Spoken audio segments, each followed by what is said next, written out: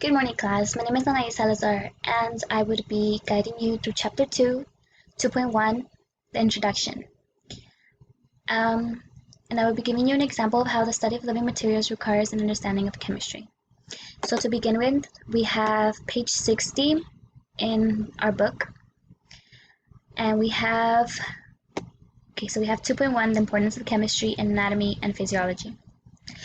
So, to begin with, right here, it tells us that chemistry considers the composition of substances and how they change, and how it is possible to study anatomy without much reference to chemistry, but that to better understand physiology, we'd have to have at least some common sense, some knowledge of chemistry.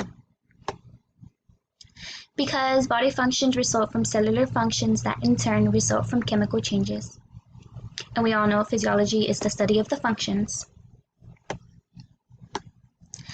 And at the very bottom of the paragraph, it tells us that as interest in the chemistry of living organisms grew and knowledge of the substance expanded, a field of life science called biological chemistry or biochemistry emerged. Biochemistry has been important not only in helping to explain physiological processes, but also in developing ways to detect, diagnose, and treat diseases.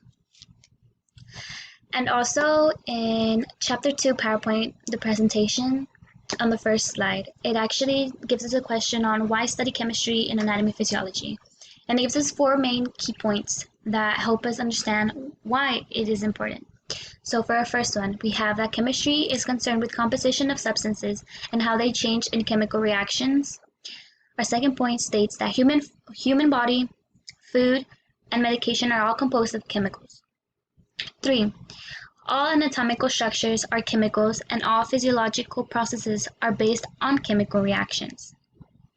4. Biochemistry helps explain physiological and disease processes.